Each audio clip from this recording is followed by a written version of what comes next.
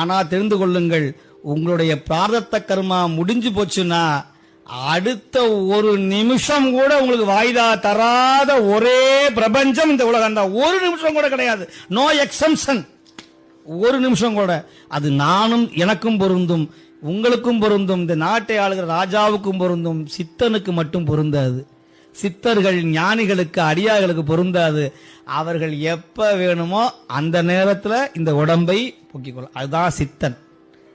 சித்தமலம் அறிவித்து நீங்க சிவமா மாறினீங்கன்னா நீங்க எப்ப ஒரு கார்டு கொடுத்துருவாங்க அவங்க கையில, யாரு அங்கிருந்து அனுப்புவார் யமதர்மராஜா, சார் இந்த டைம் ஆப்ஷன் இருக்கு, நீங்க எந்த ஆப்ஷன்ல போலாம். அப்படியா, 4 ஆப்ஷன் இருக்குதா.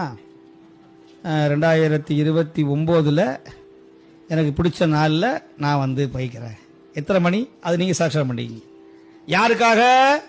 சித்தர்களுக்கு மட்டும், ஞானிகளுக்கு மட்டும்தான் அந்த யோகிதை.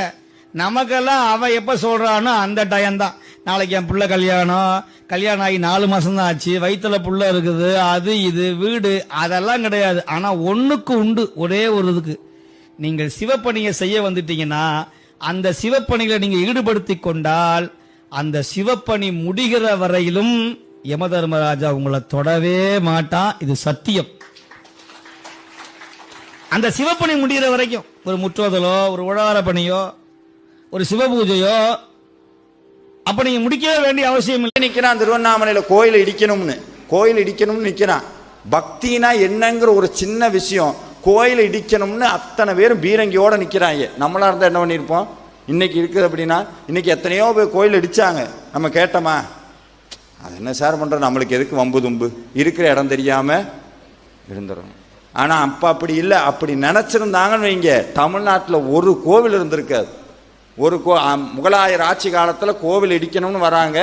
நந்தி இருக்குது, அவன் சொல்றான் நாங்கள் சாப்பிட்ற மாட்டை நீ சாமின்னு கும்பிட்றன்னா. அவங்க சொன்னாங்க இது மாடு கிடையாது, நாங்கள் கும்பிட்ற தெய்வம்னா.